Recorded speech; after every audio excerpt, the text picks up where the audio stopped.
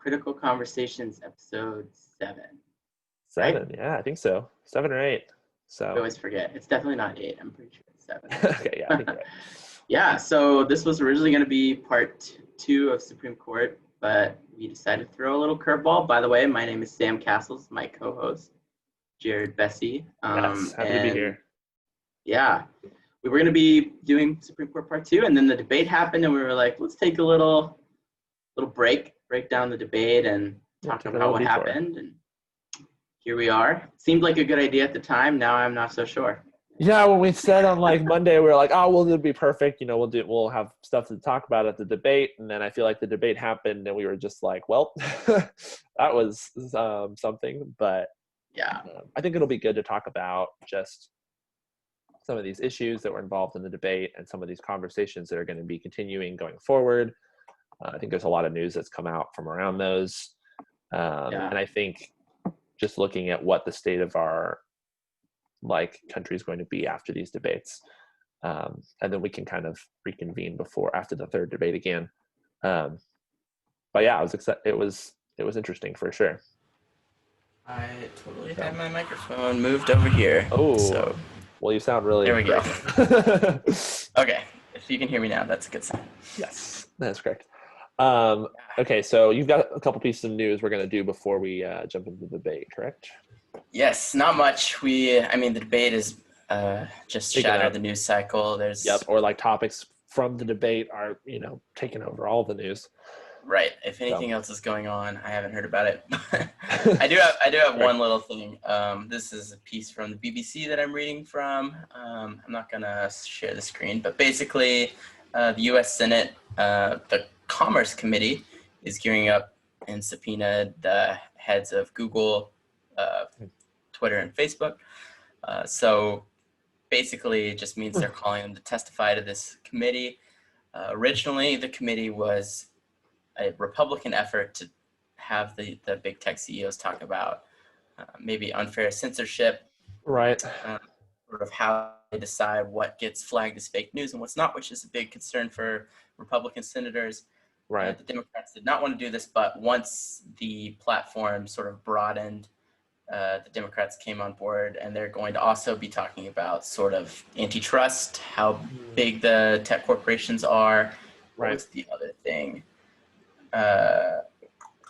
Fake news, I think. Okay. Yeah, makes sense. I mean, I feel like these kinds of things happen every few years. Like the big tech companies are called in to testify and just like talk about whatever the big issues are. I mean, they're become such a huge part of American life that it's like hard to not have conversations without them because they're listening whether, Right. Yeah, it does happen a lot. And I was actually just thinking there's an amazing bad lip reading video. I don't know if you guys have ever seen the YouTube video of bad lip reading, but basically they just take clips of some famous event and then put their own dialogue in, and it looks real because they make the words try to match the lips. They have a great one called Interrogating Zuckerberg. 100% look that up. It's from the last, maybe a couple times ago when Zuckerberg was called. Oh, and that was appear at the Senate and viral sensation. Oh man, the video is amazing. If you have not seen that, go look that up. It's I'll have to watch that one. Yeah, so it will be interesting to see what the big tech giants have to say about all of that. I mean, obviously, that's going to be a huge role in election coverage, and especially as we're looking like we're trending toward a election decision that does not come for a long time. November 3rd is very unlikely to be decisive on that day, and I'm sure there's going to be a lot of news and debates and narratives flying around, and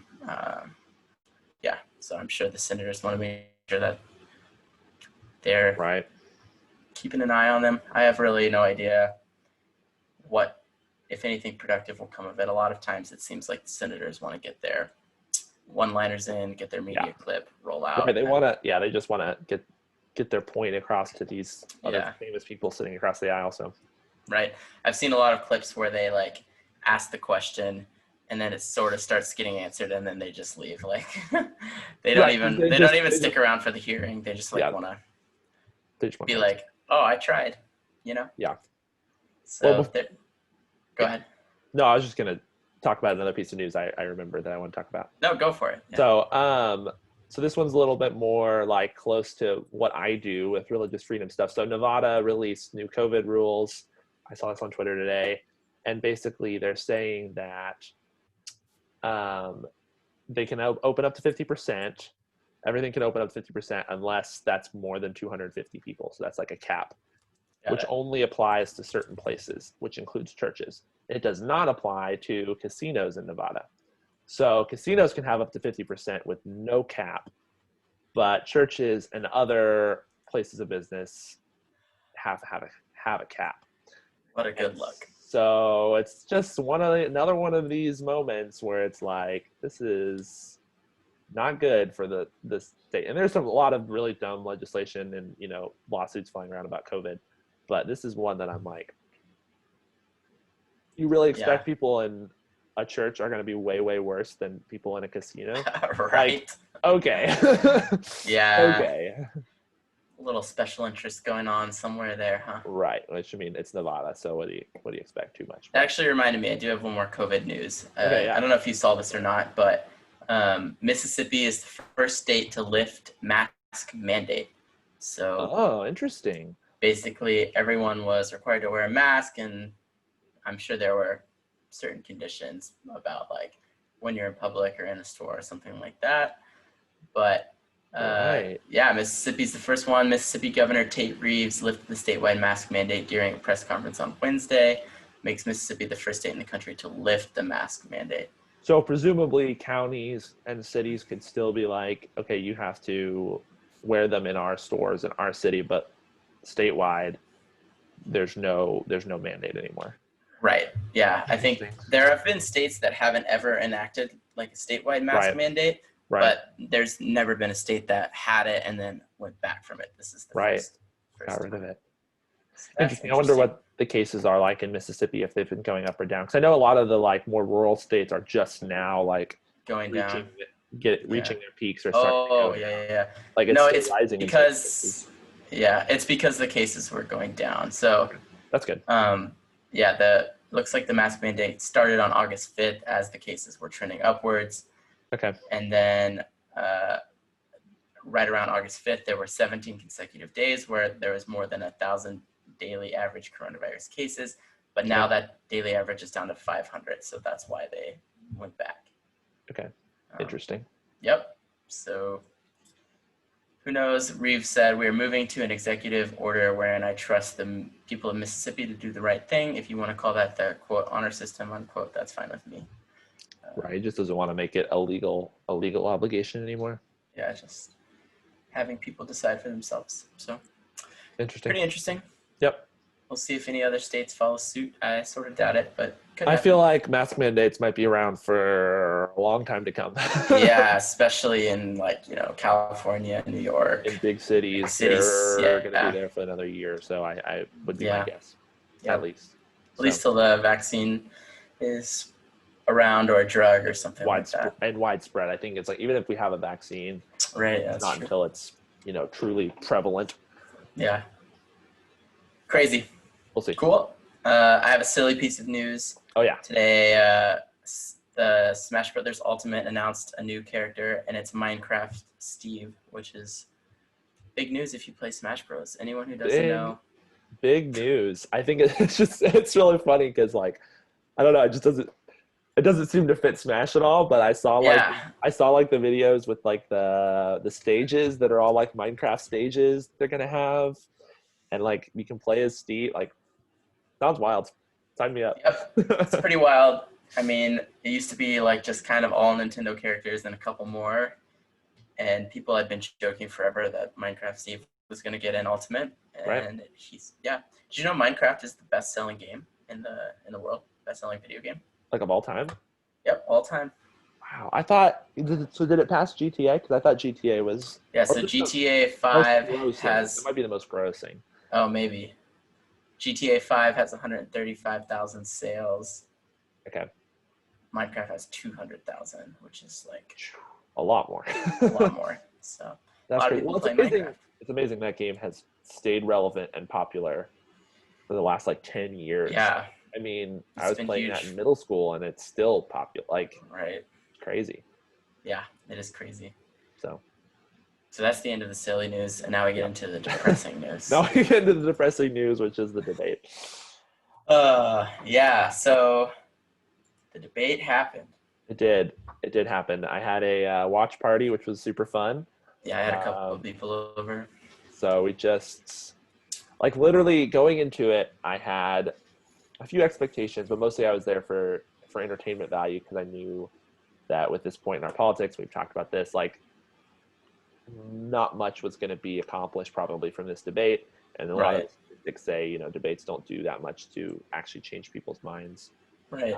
But I was optimistic and hoping that some good stuff would come out of it. But it did not take long for it to descend into madness. Right. Yeah. Yeah. It was way worse than I expected. I mean, I expected it to be a show. I think everyone tuned in because they expected that. But right. Yeah, I mean, it was way worse than I imagined. The basic public response was like, that was the worst presidential debate ever, and we're all like worse off for watching it, and we're all just sad that that's what we've come to. And yeah, I can't say I disagree with any of that. Yeah, it's too bad, because like a debate's never going to change like the candidate's mind. It's not like to actually, like, it's a way to tell the people and show these two different points of views and different opinions on the same topic, and help you inform your vote and help you inform your choice. And I just feel like people would just leave that more depressed, more confused.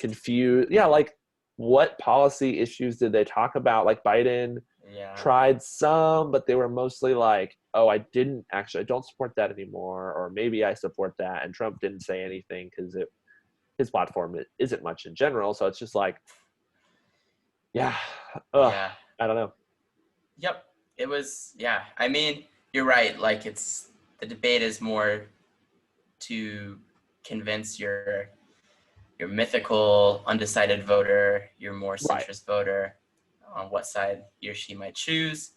But it doesn't feel like anyone is really in the middle these days, or if they are, if that was convincing. I mean, I will say, though, there was a lot to gain and lose from this debate that wasn't necessarily like convincing voters to come to your side. I don't know. I feel for example, Joe Biden, like, a lot of the talking points from the right were Joe Biden is not sure where he is. He's unwell. He's mentally declining. He's battling stuff. If Trump's going to crush him, and he's not going to know where he is. So Biden, I think, did not disappoint. Like, he did disappoint. The right. Right. He definitely was not the sort of clips that you might see where he's misspeaking or saying something nonsensical. He was much better. Right. I think he looked better in these debates than he did in a lot of the primary debates. Like, a lot of those primary debates, he didn't seem prepared and was just going to coast. But this, he had like clear talking points. He had clear stump speeches that he was like looking at the camera and talking directly to the audience. Like, there were clear moments that he was told to do these things. And on the flip side, I think that Trump had, he's down in the polls. He is, seemingly for an incumbent, it's very rare that he's doing as poorly as he is. So I think he needed to show like that he still had the stuff, and that he could, still have it. And I kind of expected more out of him than we got, which was mostly just babbling nonsense. And I think he tried to. I think he honestly, his plan was, if I go in and I speak loud enough and I speak strong enough and I talk over Biden, he'll mess up and he'll say some really dumb things. Exactly. Yeah. And he didn't. I think in the first 15 minutes it was like, okay, Biden really didn't say much at all. But then as the debate went on, like, he got stronger and stronger, and I think by the end it was rough for Trump. So I think you're exactly right. He wanted to throw Biden off his talking points, sort of get him off the script. And as soon as Biden has to improvise, I'm sure the hope was, that's when he's going to have his signature gaffes. That's when he's going to say something that makes no sense and misspeak. Yeah, it seems like it's a a valid legitimate plan, strategy, right? Like, but yeah, no, I get why he was but he was probably told to do that. but it obviously, in my opinion, went way over the top, and it started to look like, well, how are you going to get him to misspeak if he's not ever allowed to like get in a word, you know? Yeah, because Biden could just sit back and like not say as much, and then Trump would speak out, like, just would keep talking, and then Wallace would have to intervene, and so then the moderator is now debating, Trump, and it's just like.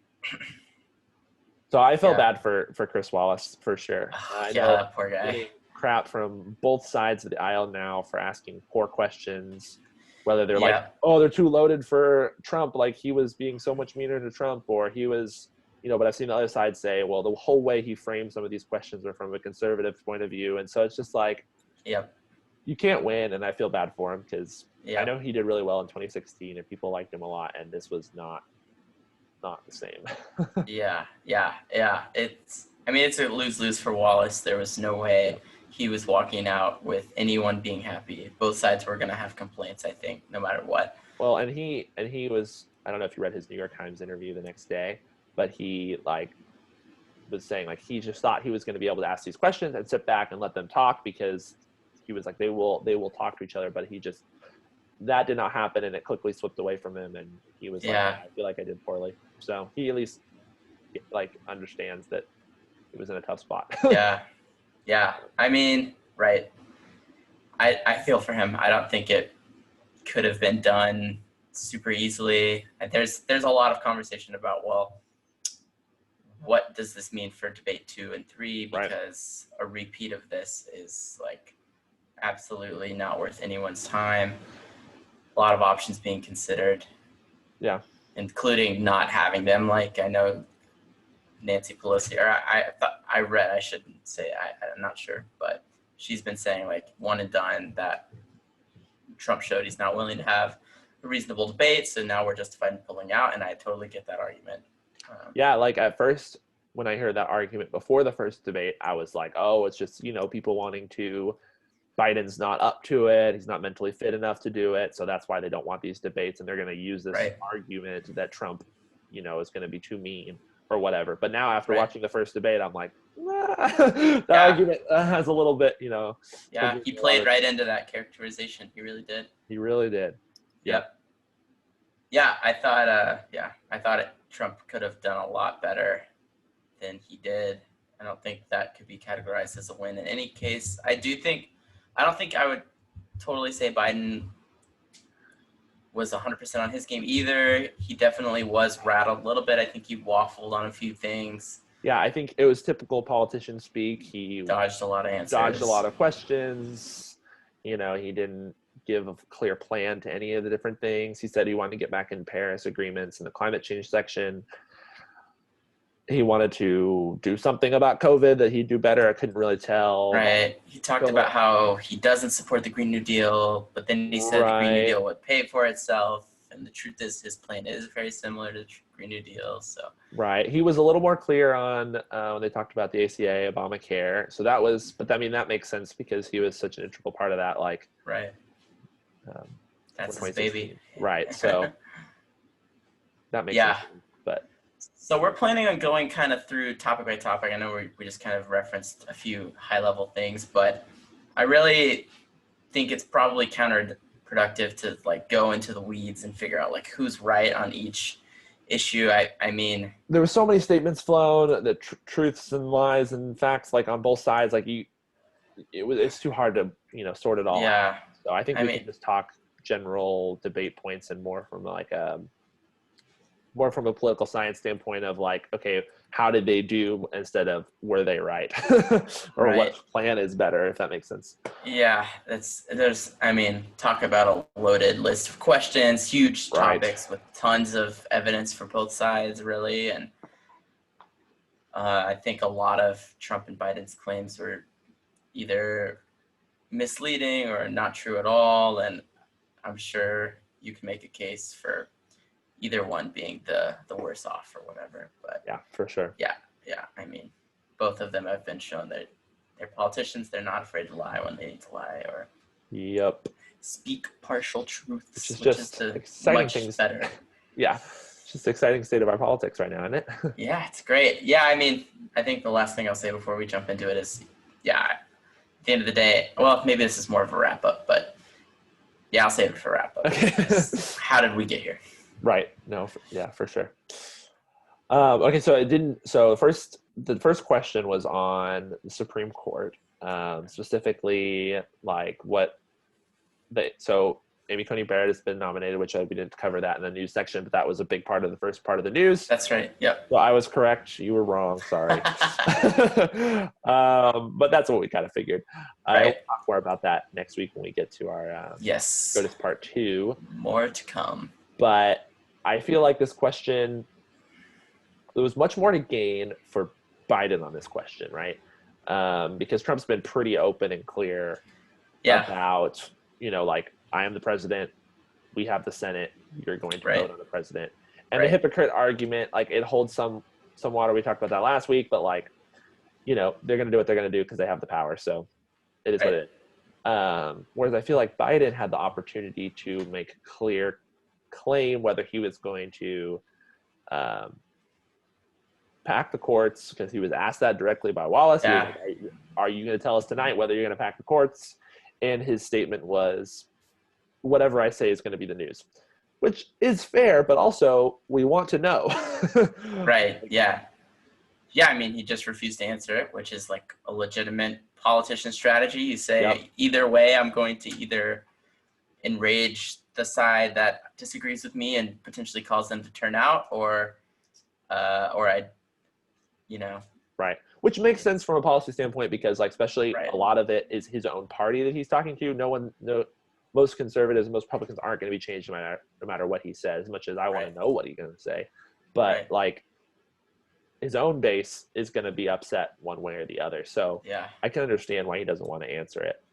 Yeah, that's just a political calculus. Like, it looks bad to not answer, but it also could be bad to answer one way or the other. So, and I think there are other bigger talking points from the debate that kind of got lost. Sure. And I think it's going to be hard for Biden to go another full month without answering that question. Maybe he can get away with it, but with 2 more debates and 1 million reporters asking all the time, and as the nomination actually starts, the process starts, like, I think it's going to be tough for him to never answer that before the election, but we'll see. Right. Yeah. We'll see. Yeah, it's not going to go away on its own. Yeah, so Supreme Court, Trump's argument was basically you're elected for 4 years, and Biden's argument was it's an election year, let the people decide. Trump's basically the people already have decided. Right. There was a lot of yelling. Yep. And then they quickly switched to talking about the Affordable Care Act, which makes sense from Biden's strategy that he just wanted to, because that's going to be up in the beginning of the next Supreme Court. Like, that's a case on the docket. It's already planned. So it makes sense whoever the new nominee is going to be important to that. And so I understand why he had that little route in there, but it switched pretty quickly. I'm trying to remember what exactly was said. Talked a little bit about how many Americans are losing healthcare one way, and then Trump made a claim about people losing their private insurance one way. Right, and Biden's like, that's a lie. And then Trump was like, that's a lie. Right. I think the best debate point on that section is, like, Biden saying, you had 4 years and you gave us no plan, like, which I think is not less on Trump and more on Senate Republicans. Like, they had all the power in those first 2 years, and like, they had, and they did nothing. They couldn't come up with a plan. They stalled, and that's on them, honestly. We can't leave. This is not, I mean, now it's going to be at the courts, but that's not how we should talk about these big issues. We talked about that last week, agree, right? Yeah. So. Yeah, there are a lot of things that both sides like to kick down the road and then use it as a point to get elected again. And it's like, come on. Yep. Do something about it and move on. We have the same debate topics every single cycle. Right. They're not going away. Which, and it's also tough because I guess COVID is new. This is new. COVID is new. This is true. No, but I was like, the parties have different, like, they prioritize different opinions, right? Like, so climate change is super salient for Democratic leading voters, and it's like the bottom of the list for conservative voters. And so it's like, it's hard to have those kind of conversations. But, Yeah. I thought it was interesting the way Chris Wallace sort of went about the questions, or at least attempted to at the beginning, which was basically, I'm not going to pick one question for Trump, one question for Biden.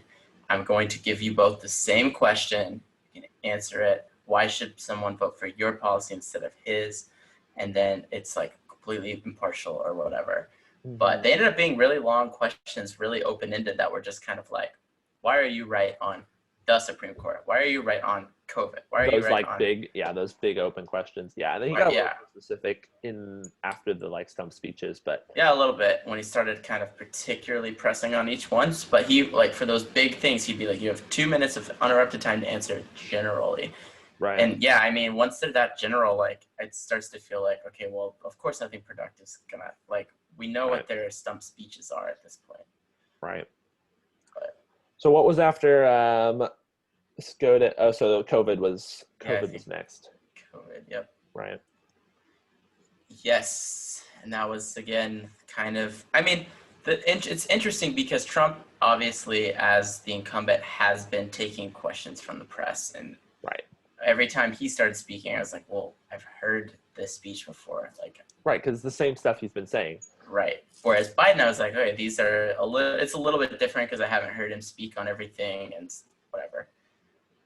But yeah. I feel like Trump is blamed for a ton of things, and I think there's a lot of things that the government could do to be better during this crisis, but I feel like a lot of that's on Congress and not a lot of it's on the president. I think there are some things that could have been done, and especially as a leadership standpoint, I think he's failed in a lot of ways, from like getting up, be like, wear your mask, like, these different kinds of things as a leadership standpoint that he could have done. But I think he's blamed for, I see these like death chart videos, and then he's just in the background like, oh, so Trump killed all these people. Like, that's a bit much. Right. But I think Trump's defense was, you would have let more people die if Biden had been in office, and that to me doesn't. I don't buy that argument very much. Like, what's the point of a hypothetical that wouldn't have happened because he wasn't president? Like, that doesn't help us. Right. Yeah, it's just obviously such a huge issue with so many sides. Like, it's really hard to break down one way or the other. But yeah, those are my initial thoughts on that. There was a lot of yelling.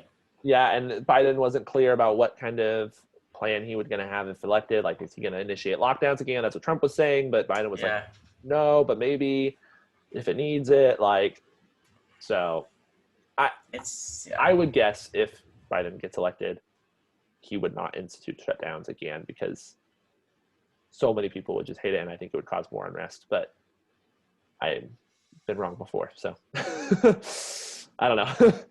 I don't know, man.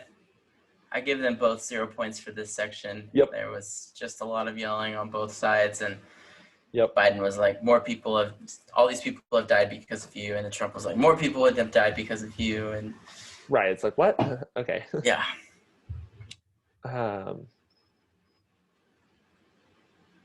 What was next? Let's see. Got into Corona, and then the economy. Was that next? Oh yeah, there was the questions on whether it's a V-shaped economy or a K-shaped economy. Do you want to explain that a little bit? Because I was still like, I mean, honestly, when I was like, this is a good question. I've never heard Biden talk about K-shaped economy. I didn't even know that. Right. And I still don't know what. Do you? I don't remember what he said. I have no idea. I don't think he. I don't think he talked about K-shape. No. I don't know. I don't know what V-shape means. Well, like, it went down and now it's going back up. But what does K mean? Hold on. A K-shaped recovery is when the economy is in a K. I don't. I'm trying to read. I think it's if it goes down. Let's see. How does a K look? It goes down and then up, and then down at the same time. Like, it goes up for some people and down for some other people. Like, the rich get richer and the poor get poorer. I think that's the idea. Oh. K, like, one goes up and one goes down. That's my guess. I see. Which would make sense. And I think yeah, that's what I gained. Is that what Biden said? I don't remember that. No, I don't think he did, but that's what I'm thinking is what they're talking Well, about. now that you say that, I feel like I do remember him talking about the rich. Like, he said something like, oh, well, during this, the super rich have seen their incomes grow by millions, but the average Joe, like you guys out there, it's been very difficult or very hard or something like that. Yeah. According to 538's debate chat, they were talking about different ways the economy recovers, and there was like the U, which is like it goes down for a long time and spikes back up. The V is like a quick, like there's like a swoosh, which is it goes really down really slow and then kind of slowly comes back up. And they're saying it's somewhere between a V and then the slow swoosh, which is like an L, but not really a K. But there are definitely parts of the economy where it's recovering quicker and other parts aren't. So that's Right, what they say. So I don't leave that to you, listener. Yeah.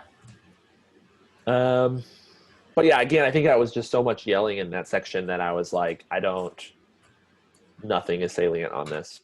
They don't Right. of value. Yep.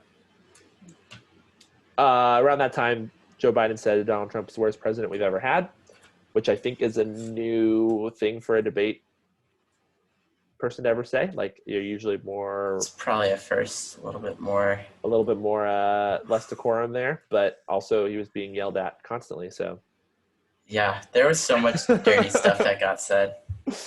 I think I didn't mention this at the top, but I wanted to. And my favorite moment of the whole debate was pretty early on, before they were interrupting each other a lot, and Biden interrupted with some snide comment, and while Trump was speaking, and he just like was like leaning forward, and then he just like paused and just like sighed and just like stopped and then resumed, and it was just, oh my gosh, I died. Oh man. No words. Yep. So then we got into the question on race, Yes. which was, I think, has been the most talked about since the debate. Yeah, there was a lot that were said. Yeah, so I think first it was like, I know people were upset about how the question was phrased, because it was like race and violence in America as opposed to like racial inequality in America.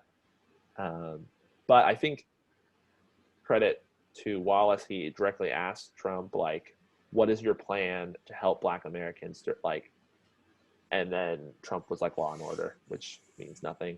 I think, like, I don't know, I feel like he didn't answer that question very well. Yeah.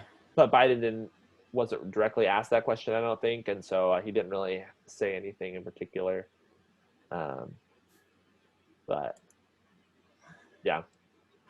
And then, of course, we had the whole white supremacists back and forth. Yeah. Where Trump was asked to define, or like to deny, like say that he doesn't support white supremacists, which he has done in the past. Which is why I'm just like, why don't you just say, yep, I denounce white supremacists, let's move on. Like, yeah, I don't know. It's not like, I get like the argument, like, oh, he said it a million times, why does he have to say it once more? Sure. But that's what he's being asked. It's a debate. Like, this is when millions of people are tuning in. Say it now. I don't know. So that was kind of ridiculous, I thought. Yeah, I don't know. I mean, he totally biffed it. Like, I honestly don't know what goes on in his head when this question comes up. I mean, I guess the main thing for him is he's denounced this before in his mind, and he's tired of this narrative. I think part of his beliefs is, well, white supremacy is evil and bad, but it's not that big a deal, and it keeps getting talked about, and it keeps trying to get associated with me, so I want to divert this and brings up Antifa, whatever. But I also think, I think there's something he doesn't like. I mean, whether it's ego or something, he doesn't like being bullied into saying something. You know, it's like a 4-year-old. Like, yep. He knows you want him to say something, so he just can't bring himself to play along. Yeah. And it's like, and even if I think I've heard the narrative, like, he doesn't need to say it because it's like, it's what, even if you think it's not a big issue, like, clearly to a lot of Americans, it is a big issue, and he is associated with that. So he should have to say it over and over. Like, I don't think that's like, he is the president. Like, you can say things over and over again. That's not, I don't think that's a great argument. Right. And of course, the whole Proud Boys section was a big talking point over the last couple of days. I don't know, we want to get into that much, but like, I did some research into their organization and watched some clips of them, and because I was just curious, because I had never heard of that organization. Yep, me neither. But yeah, I would encourage, I'm not going to say what I think because I don't think I have a valid opinion. I don't have like a strong opinion yet, but I would encourage you to go read about it, look into it. Don't just believe that it's totally fine. Like, it's a totally valid organization, and don't believe that it's just like a horrible, like the worst group of people ever. Cause I've never heard of them. I think they've done some bad things. So I would encourage you to go do your own research. Yeah, I haven't looked that much into it either. I mean, it sort of seems like, I don't know. Yeah, I just don't know. Like, I just think of the men's group from Parks and Rec, where they're just like, like, I forget what they are, but like. Yeah, I think I never remember what you're talking about. Anyway. Yeah, there's so much. I mean, Chris Wallace said, "Are you ready to condemn white supremacists and say they need to stand down during ongoing demonstrations?" And Trump said, "Sure, I'm willing to, but I would say almost anything I see is from the left wing," and he puts it back. "I'm willing to do anything. I want to see peace." And then Joe was like, "Say it, do it, say it." And then Trump was like, "Who do you want me to condemn? Like, what name?" And then Biden says, "Proud Boys." And then, Proud Boys stand back and stand by, which a lot of people were like, that's not a condemnation. That's not a condemnation. But I think in his mind it was, right? I think, but obviously, I think what matters is like how people respond to that. And like, obviously the Proud Boys like have made t-shirts, like are like taking it as a sign of approval. Right. Which isn't good. No, like, yes. So that's really bad. And like, I don't care what you think he wanted to say. That's not what happened in effect. Right. He should have been more clear. I think, like I said, in his mind, he's tired of playing along. He has denounced it before, but you can tell he doesn't like going out of his way because, first of all, he's doing what they want him to do. And I think, second of all, I don't know if this is true or not, but I genuinely think, I mean, this is probably not even a debate, but the white supremacist vote, whatever that means, whatever racist, like however many people there actually are, that's obviously up for debate. Full-on white supremacists, they're probably voting for Trump, and I don't think he wants to go out of his way to make them mad, which is probably a terrible thing. I don't know if that's true, but I wonder if that's at play. Like, it is clear that white supremacist groups support him whether he supports them back. Right. That is pretty proven. And so I don't know what the campaign strategy is there, but like, if he truly wanted to distance himself from them, he could do more. Right. Right. Because clearly they support him, and if he was trying to push them away, they wouldn't support him. So. Yeah, it seems so obvious to me that he should be like much more diligent about how he phrases it. Yep. If he's asked to do it repeatedly, just do it repeatedly. But I think he's tired of answering the same question. I think he's tired of everyone making like the issue about white supremacy when he thinks there's other things that are the real issue. And it's just part of a much bigger web of, well, like, what's the bigger issue? Is it white supremacy the bigger issue? Or is it just police brutality? Is there a crime problem? Like, it's a huge web of things that and obviously all over the place. It's sad that you have a debate with like, there are really bad issues on race in America right now, and instead of having a productive conversation about how these parties can have a conversation about that in the future, all we're talking about is this white supremacist organization that has so few Right. members and is just this Right. fringe right group, right? Like, Right. that's just really sad to me. Yeah, because this sort of thing is just more exposure. Like, it really is. Yeah. When you take something, like, I'm not saying this is true of white supremacists, but if you take a group of something that's terrible, or a terrible individual, like even someone who's like, someone shoots up a school or something, and then all of a sudden there's nonstop media focus on that 100% inspires more school shooters. It does. Right. Like, Right, I'm not saying it's they Go want ahead. it's for the attention, right? Like, for that's the attention. yeah. That's why I'm not saying that means we need to like not cover it. Like, I don't know what the solution is, but the point I'm trying to make is, when you focus on like, oh, this is a huge problem, these people, you're just giving them exposure. Like, it's the same thing. I think humans are just terrible at dealing with social media and the internet, in that we have this like ridiculous thing called the internet, and now whoever's the loudest and the most hateful, like, that gets clicks, and it just amplifies it. It 100% does. And this will tie back into wrapping it up, but yeah, it's the same issue here with this Proud Boys. It's like, we just get more and more depressed the more we talk about this. Yeah. I think it's just like the whole debate in general, it's just a missed opportunity. Yeah. And again, it's not going to may not change people's minds, but it's an opportunity to have a good discussion about something, and we did not get that. Yeah.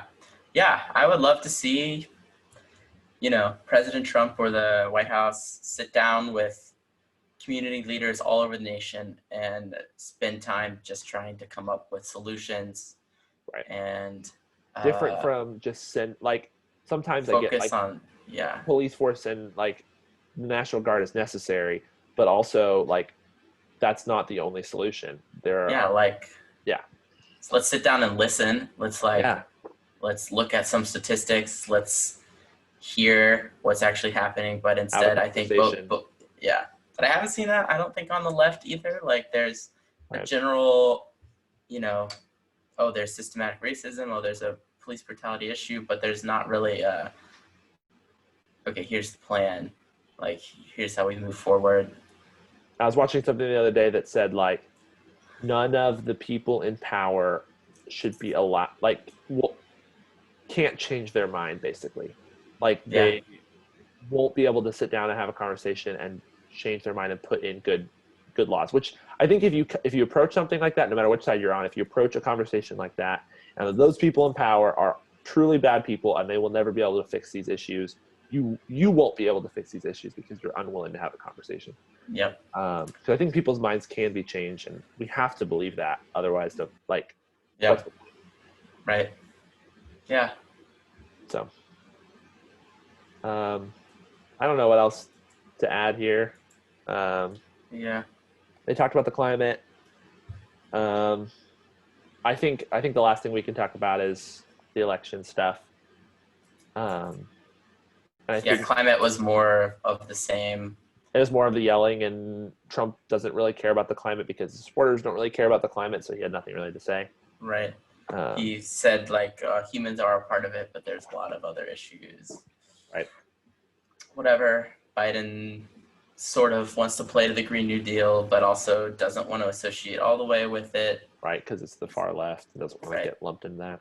So, kind of unclear what he actually means. Yep. He's waffled on fracking before. Yep. Waffled on what oil regulations are going to look like. So, who knows? No clarity. Thanks, debate. No clarity. Yep. Thanks for nothing. But I think the last thing that we could have gotten clarity on that we, again, didn't, was, I talked about this last week a little bit, Trump not giving a clear answer of the transfer of power and the casting doubt on the outcome of November. And I thought, the debate is a perfect time. I think this is the part where I think Biden truly beat Trump, in that Biden looked into the camera and said, no matter what happens in November, we will accept the outcome, whether I win or whether I lose. Someone will be president, and that will be the end of it. I trust that democracy is going to happen. And I thought that was really well said and done. And then you turn to Trump and he's like, I don't know, man. Sucks out there. It's like, yeah. And I think Wallace asked the question, like, well, what are you going to do about it? Like, you are the president, fix it. And he's just like, nah, it's already, it's going to be bad. Yeah. So. And he said it might go to the courts, and, Barrett would potentially be on the hook for that. Which I'm skeptical about that argument. I don't know if the Supreme Court's actually going to help him out. So even if they confirm, he's got 3 judges on there, I think they're smarter than that, but I could be wrong because they out presidents. Right. Exactly. Can't vote him out. So one might think they're a lot more committed to truth because they're not actually trying to get reelected or whatever. But who knows, man? Not me. So I was very disappointed with that answer because I thought there could have been some reassurance there at the end. It's like, well, okay, we're gonna be okay either way. Maybe he just messed up when he said this earlier. Right. But no, he's doubling down. Well, plus, you can, this is extremely cynical, but you can at least say that you're going to accept it, right? And then let's say something does go terribly wrong and you do feel like there's, this could happen with Biden 100%. Mm-hmm. Like, if, let's say Trump wins and after the mail-in votes come in, then Biden could say something like, oh, there was widespread voter suppression. I mean, that is clearly a left narrative, and there's probably a lot of evidence to say, Republicans do have efforts to curtail mail-in voting, but obviously for them, that's an anti-fraud thing. But to the left, that's the fraud itself. Right.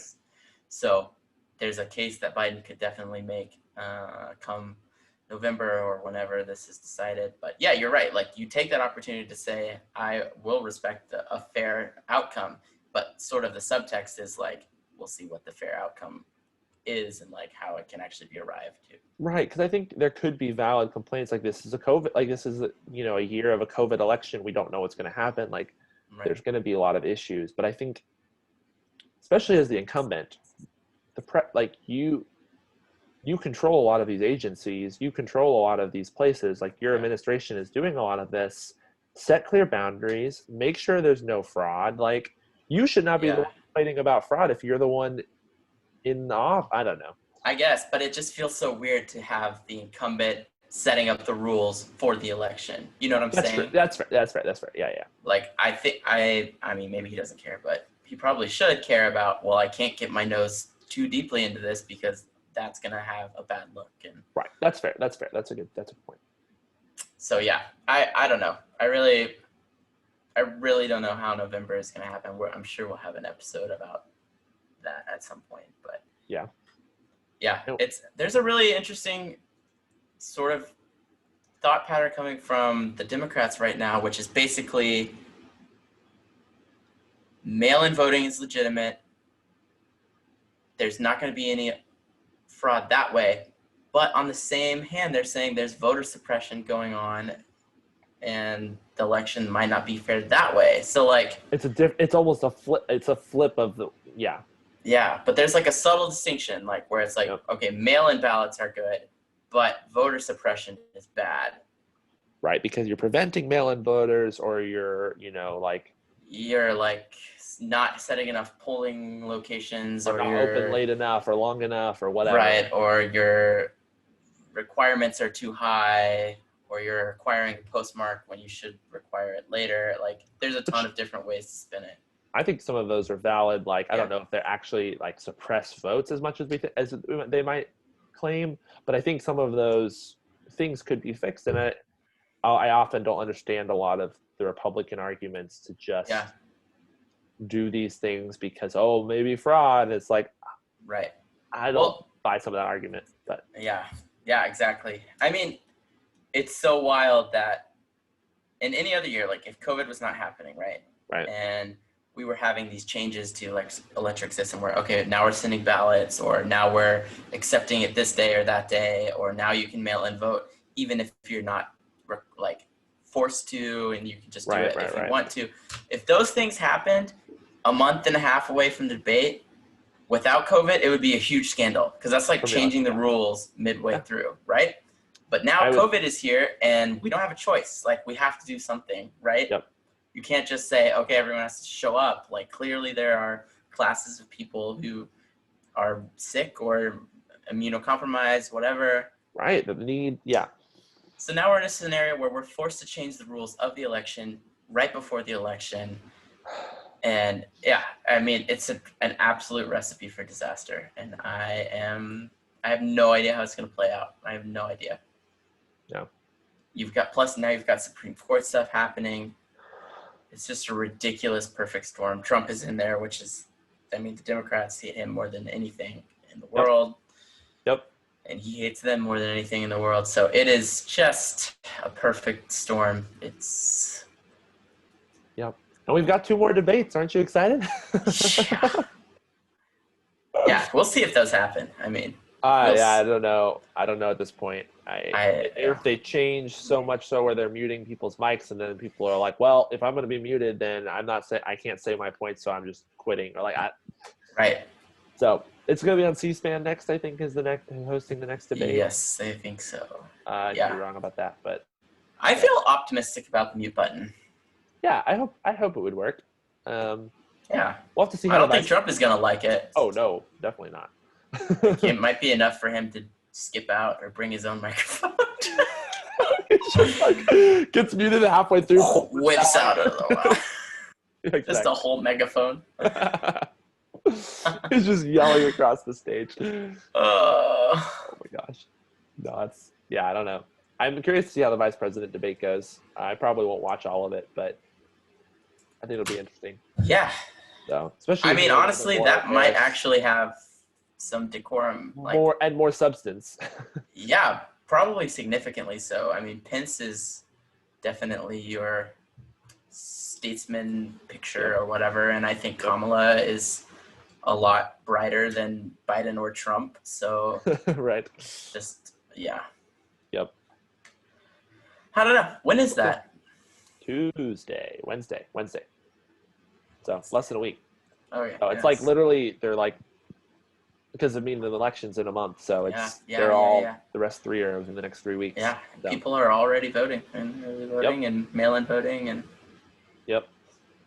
Oh my goodness. We've got Senate confirmations happening in 10, 11 days, 12 days. Yep. Crazy. Yeah, it's ramping up. Well, I think that's all I've got for this debate.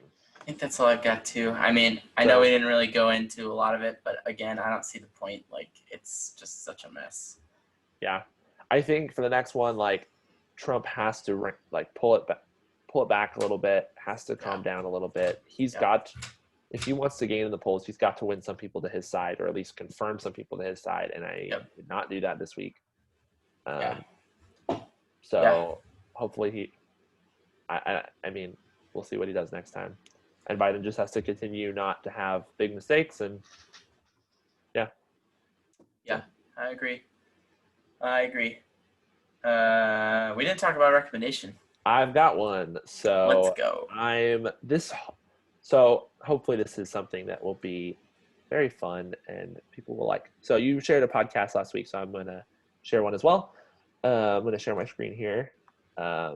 Hopefully you can see that. So this is a podcast called Do Go On, which is my personally favorite podcast, or one of, and it is just, I think, a fantastic podcast. It's a Australian comedians? Yes. So I'm super into Australian podcasts and media. I find Australians hilarious. And so it's these 3 Australians who take turns reporting on a topic. So they'll take, you've got O.J. Simpson, like the Transit book heist, like Woodstock, like any kind of issue. One of them goes out and does all the research on it. And then they bring it back and they just talk about it to the other 2, and the other 2 interrupt as much as possible and make jokes. It's incredible. That sounds amazing. They're often really long because the whole idea of the podcast is they get off topic and then do go on, continue talking. Amazing. But they are very, very funny. You learn a lot. All 3 of them are great friends and have great banter. So I would definitely sounds great. Do go on. So how's your Australian accent? Oh, terrible. I'm not even gonna try. I remember. yeah, I just find how to do it. It's really funny, and yeah, it's a great fun time. So Love it. Cool. All right. Well, next week, Supreme Court Part 2. yes, Probably and we gonna have a special guest. special One of guest. my roommates and good friends, Pate Hubbard, is going to join us, and we're going to talk about continuing of the Supreme Court stuff from last time, and then talking about some important cases from the Supreme Court throughout history. And I think we're going to do a fun segment of wacky and wild Supreme Court cases, which I think will be really fun. Yeah, I think it'll be awesome. I So, think, we'll probably have some words to talk about the vice president debate too. yes. Probably won't be as many headlines. Please, God, let there not be as many headlines. Right. But I'm sure that'll be fun to talk about too. So yeah, we'll talk about that. We'll talk about Amy Coney Barrett a little bit, some of her past and history. Yeah. So we'll have plenty to talk about next week. So yeah, it'll be good. Looking forward to it. Thanks for tuning in. We're on Facebook and YouTube and Pocket Casts and Spotify and all the things. So go check us out. Yeah, thanks for listening, guys. Thank you. Have a good one.